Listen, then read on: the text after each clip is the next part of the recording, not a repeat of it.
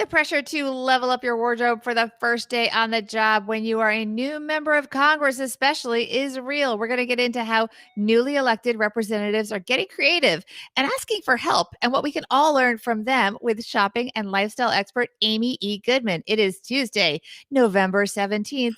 Let's talk money with our friends.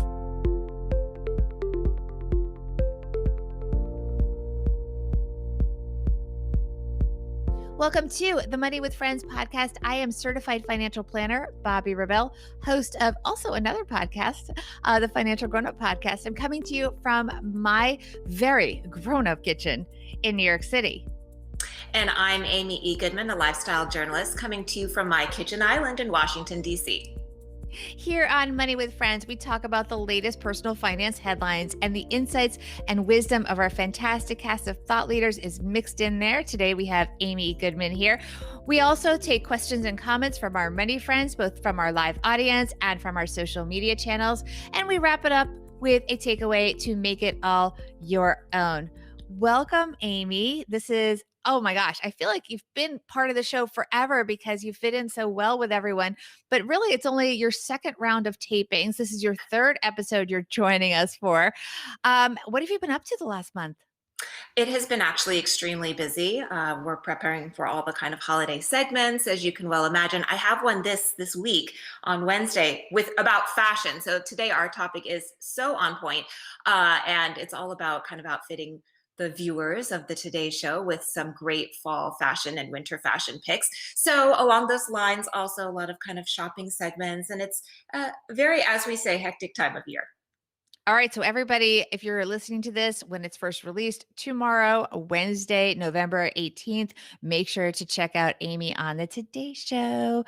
Let's see which one of our friends is going to bring us into today's show. Hey, it's Paul from the Crazy Money Podcast. Friends, check. Money, check. Friends with money? Let's do this. All right. So the headline, you actually found this really fascinating story, Amy. It's from The Lily. What is The Lily? Tell it. Do you know this website? Yeah, it's a part and a portion of the Washington Post, and they kind of bring lifestyle pieces to kind of curious minds. Oh, very cool. And this fits in perfectly with that. The headline here is Cori Bush said shopping for Congress is too expensive, and members of the squad had tips. So Cori Bush, for those who don't know, she's a newly elected congresswoman from Missouri, and she's a single mom. She has been at times homeless. She's worked as a nurse, a pastor, and an activist. And she posted about her wardrobe challenges. It went viral. She got lots of tips, including from her fellow legislators, including going to thrift shops, how to find great sales. And also, someone suggested Rent the Runway for special events, something I have personally used. Have you used Rent the Runway, Amy? I have, yes, for special events. I've used it a couple of times. I used it. By the way, I was on in the before. I actually had a regular subscription because when I was doing events to promote my book and different things and working with clients, I always needed new outfits. So I've been a huge fan of Rent the Runway. Anyway, so back to Cori Bush. So the whole idea of this piece, and I think the reason that we wanted to talk about it, was it's not just politicians that are newly elected to office and suddenly have to get a wardrobe together before, by the way, they have the money to pay for it. I mean, if you start any new job, very often, unless you get a signing bonus, I mean, you are on your own to be ready on day one, and you're often not getting a paycheck for a couple of weeks after you even start. So that in and of itself is a little bit of a sort of arbitrage. And it's also expensive to be a woman when you are, especially at all times, in terms of wardrobe and generally, your looks when it comes especially to a professional environment. One thing I thought was interesting in the piece is Janet Yellen, who was the former head of the Federal Reserve. She was derided for wearing the same black jacket and shirt to her Senate confirmation hearing as when President Barack Obama announced her nomination a month earlier. I mean, the same outfit a month apart, and she caught flack for it. It's so wrong, Amy. All right. So just first of all, tell us what you think about this. And then I know you have a personal story you're going to share.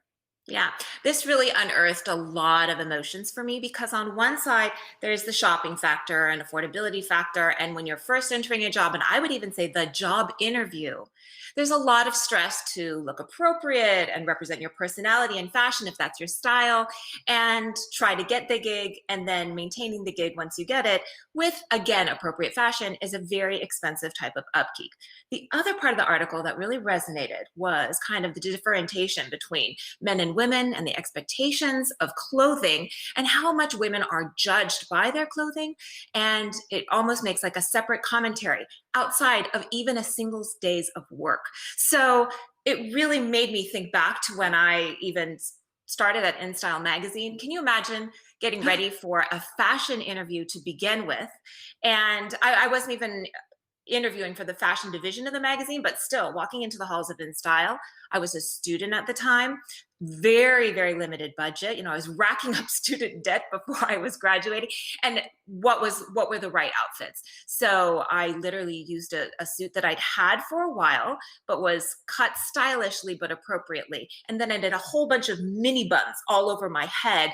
And to this day, my two then bosses that eventually ended up having me, they weren't the ones who exactly hired me, but part of the hiring process, said, those mini buns, really, it was such a statement. And that actually cost very little, the cost of bobby pins, essentially. That's so creative. I absolutely love that. I mean, and it's interesting in the article. They also talk about that this is something that's become so prominently well known that the workwear company Lafleur actually got involved with this, and they launched a Ready to Run initiative just to loan clothing to women seeking office, and more than 1,000 people applied right away. So this is a big thing. It really is. And I think the fact that there has been a proliferation of fashion companies who are now offering subscriptions on all different levels. You have casual clothing and you have work appropriate clothing and all these different divisions of these subscription companies, and they're doing very, very well, speaks to the fact that women do want new clothes to wear to the workplace that do look fantastic and speak to their personal style, but yet don't wish to drain their paychecks that they're getting every single, couple 2 weeks or every month, to pour back into the fashion closet. Not to mention, there's limited space for a lot of first-time closets. If you are first starting out with your first job, you might not have the biggest closet to sustain a large work wardrobe. So some of the ideas that came out to the Congresswoman were to do thrifting, to buy things like scarves and accessories that immediately update any type of ensemble that you have. But really the judgment that passes on women repeating outfits has to go by the wayside. Even Ariana Huffington started a campaign several years ago that was titled #repeat and encouraged women to use the hashtag anytime they repeated an outfit on social. Obviously, there has been a huge response. And even when I'm on television, I try to do a #repeat if I'm repeating an outfit. Yeah, I think that's really smart. And it's interesting that also the whole idea of your coworkers chiming in to help you. She got so much help from different representatives who gave her different advice. Representative Alexandra AOC, Alexandria. AOC, yeah. Okay, so AOC. I mean, I know. But look, she faced it herself. I mean, she was criticized for dressing too nicely. On Twitter, and people attacked her. I mean, it almost seems like you can't win because if you come into your first day of any job and you just look like too stylish, then there's a backlash. So, you almost can't win this judgment. It's really hard. It is very hard. I think you have to find your lane and kind of as quickly as you can try to find your style that represents your personality, and just go with it and try not to listen to the naysayers too much. And people really have no idea where your clothing comes from. I recently wore a piece from ThredUp, which is a consignment site where you can buy gently used secondhand clothing on the site, on Live with Kelly and Ryan. And Kelly always runs over and she's like, "Oh my God, so tell me what you're wearing today." I've worn everything from $6 clearance dresses from Nordstrom Rack to things from like the consignment secondhand dress. She's like, "Oh my gosh, this is so beautiful." And if I not even disclosed that to her, she wouldn't have really known, right? No. So there's ways to be resourceful, to still walk in stride with your style and not break the bank, especially during these economic times. Yes, I want to include some of the comments from our audience. Here are some suggestions from our Instagram audience. By the way, everyone, please follow us on Instagram at Money Friends Pod. That's also our handle on Twitter at Money Friends Pod. So we have M. Armstrong 89 says clearance racks, thrift stores, etc. Also, 2 pairs of pants, 2 shirts, and 1 set of shoes, and are 6 different outfits. So that's a lot of like strategy with mixing and matching, right? I think that's why the capsule wardrobe really took off. I think it was about 5 years ago when the whole concept came to being, where you really pare down to the basics and you do mixing and matching. And then maybe seasonally, you'll do a couple of updates, maybe a new blouse or a different color pants to kind of mix things up a bit. So definitely being very kind of minimalist in the pieces that you own, but making sure that they mix and match are an excellent way to stretch your wardrobe. We also have Layla Kim Official saying purchase a few classic staples that are versatile. And we have Lizette talking about consignment and secondhand stores. And then Annette talking about thrift stores. And I know our friend Trey Bodge is really big on secondhand stores, and she always looks amazing. And I don't know how she does it. I love when she shares her thrift store finds, and we're thrifters here too. My daughter particularly loves to express her she would self-describe as fun, quirky style by pieces that she mix and matches across the racks from thrifting. Yeah, it's such a good idea. I have never been good at it. I have tried to buy some secondhand stores stuff, but I can never find the little gems. I don't know. Maybe I just don't have a good eye for it. I am very good on that sales rack though. I don't Yeah, know. that's great. No, it is an investment of time sometimes, depending on the different organizations of stores. So you can find ones that are a bit more organized at times, which might help you in your quest and search. I wanted to share a little story from the Hill if I can. Yes, definitely. Yeah, so when I was doing a lot of public speaking around my book, Where This Toss That, I was asked and invited to go speak at the Hill. And it was just like entry kind of level positions. They have like this club, like this kind of fashion club, kind of loosely termed. And they brought me in to talk about the seasonal trends at the moment, and then also just like how they could extend that affordability with their existing paycheck. Also, another caveat to that was the summer intern problem, as they described it, when summer interns come and rush in over the summertime and are completely inappropriately attired. Now, a little caveat, I know not every summer intern is inappropriately attired, but in addition to not only they have to pay for all their housing and their transportation to get to Washington, D.C. as a student, that is a huge bundle of cash right there.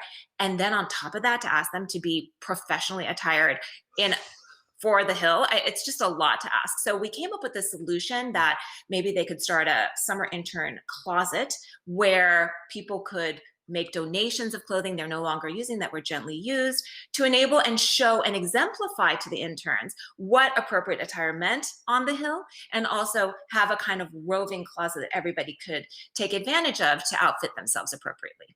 That is such a good idea, and I wish they could do that. We should do that at every workplace because there's so many large firms where people come in and they don't have that wardrobe. I mean, my own stepdaughter, she had to go out and buy things for her corporate job that ironically she only wore for about 6 months before the lockdown.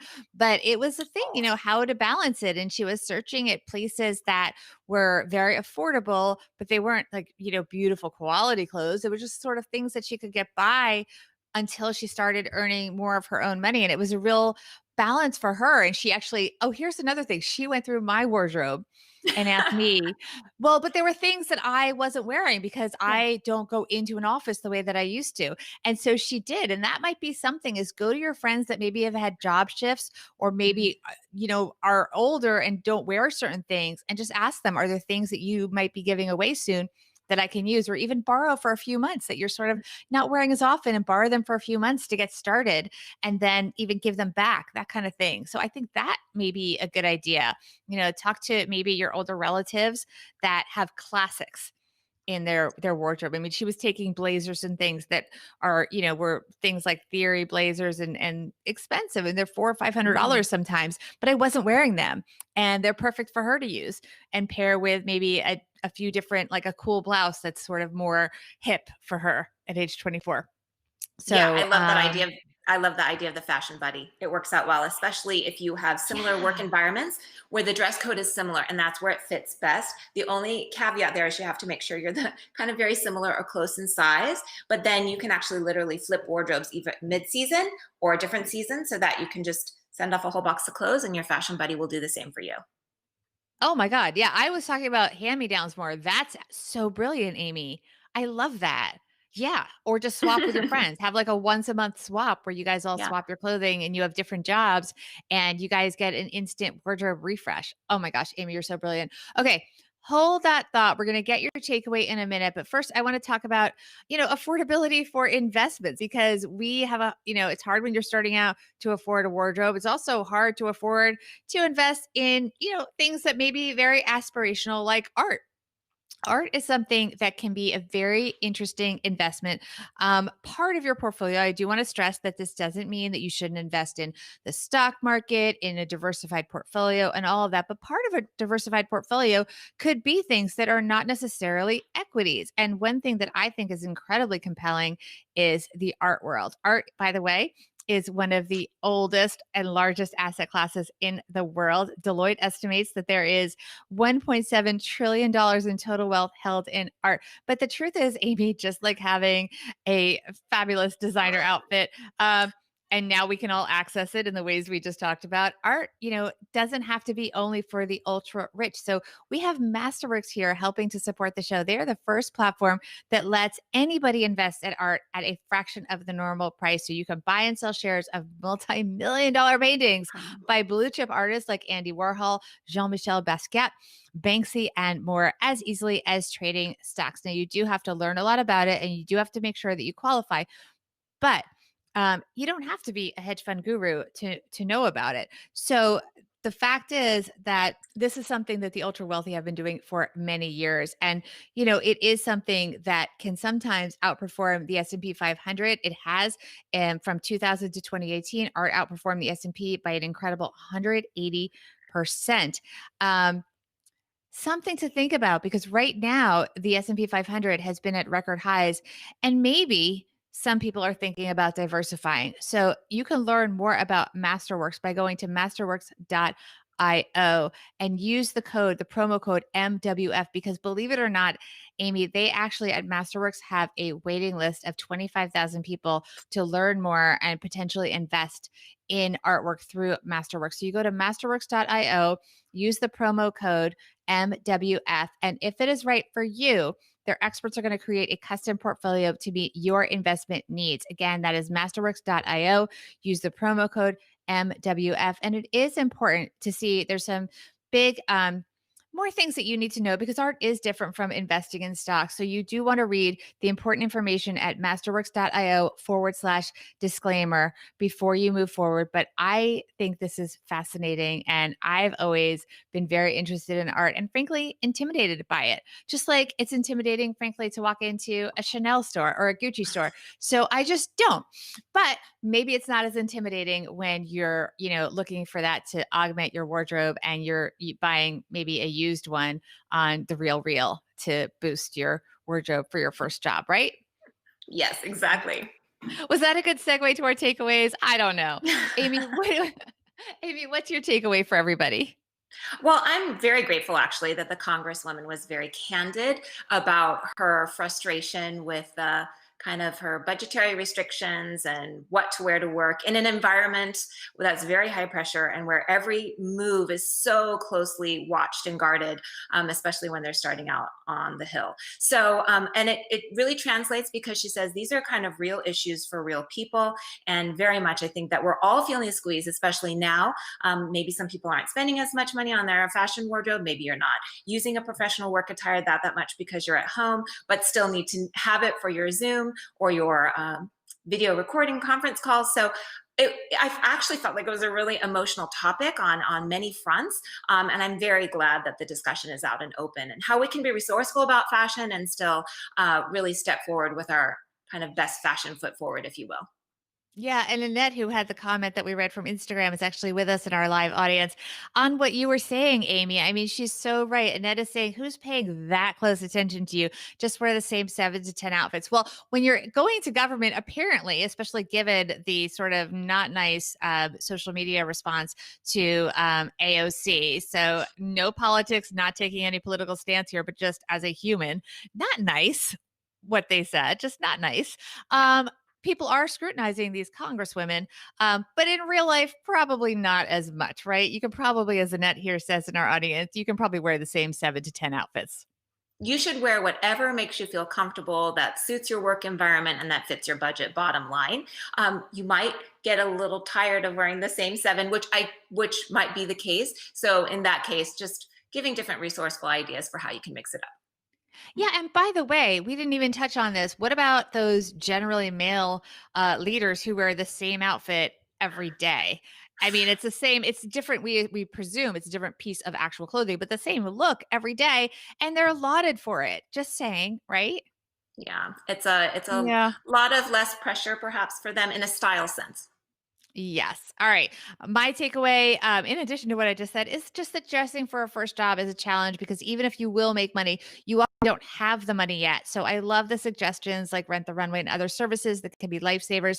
Don't be shy about repeating outfits. Just channel your inner Tiffany Haddish with her signature Alexander McQueen dress. Remember that? So Tiffany Haddish, the comedian and actress, she had this fabulous white dress that it's like a ball gown, and she wore it a few times, and people started noticing. And she was like, look, I paid for it myself. It wasn't comped.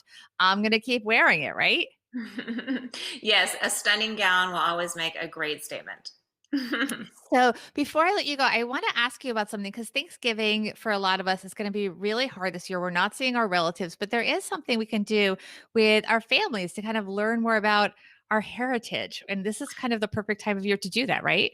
I think everybody's looking for unique ways to spend family time and to connect in new ways and maybe uncover past histories and forging new family history forward. So I did some work this past fall with Ancestry, and they rarely have these wonderful specials to kind of encourage people to start on the site.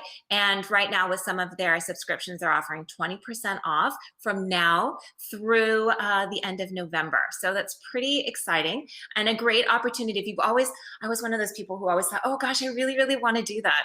And finally had a chance to do so. What's really fun about them also is that you get to sit down with your kids. And we discovered that I have Dutch heritage and German heritage and just a whole assortment of ethnicities that I wasn't even aware of, which of course is now their heritage. So just a lot of fun, different offerings there. I'm almost scared though to know, but I think we have to face our fears. And I think what you're saying and the way that your face is lighting up. I mean, people, we Mhm. record this. You can see us live on the Money with Friends YouTube channel. So come check it out there as well. Cause you can see Amy's face kind of lit up when she was talking about all the different things that she discovered through Ancestry. It sounds so cool. And it is something you could do sort of and share with relatives over Zoom if you can't, or whatever you remotely over Thanksgiving if you can't be together. It's a really cool family bonding thing that you can all share. So I'm excited for that. Now I know you're going to be on the fourth hour of the Today Show. I said it was Wednesday. It's actually Thursday. So that's my mistake. So everybody, it's Thursday that Amy is going to be on there. Anything else we need to know? We're going to have you back tomorrow on Wednesday's Oh, show well, here. then I have Right. to save something for You tomorrow. have to, yeah, save something for tomorrow. Amy, thank you so much for being with us. Your handle on social media is Amy E. Goodman. Everybody make sure to follow her. Everybody follow us at Money Friends Pod on both Twitter and Instagram. And we will be back tomorrow. We're going to be talking about what are we talking about tomorrow? 7 ways holiday shopping will be different this year and what you need to know. So who could be better for that than Amy Goodman? All right, we'll see you guys tomorrow. Bye-bye. Bye. This show's created and hosted by us, Joe Salsihai and Bobby Rebell, and it's edited and produced by Ashley Wall. Money with Friends is a product of Money with Friends LLC, copyright 2020. For a list of the thought leaders who appear on the podcast and links to the stories discussed, head to our website, moneywithfriendspodcast.com. You can also check out our schedule for upcoming recording sessions so you can join us and be part of the show. Also, be sure to follow us on social media at Money Friends Pod on both Instagram and Twitter. Look out for our polls and quizzes. You could get a shout out on the show. We're well worth following, we promise. As with anything, remember you shouldn't take advice from any of us or any other videos or podcasts without first talking to your financial advisor. These people on this episode, they're here for your and their entertainment purposes only. I'm Bobby. I'm Joe. We'll see you here back next time with another episode of Money with Friends.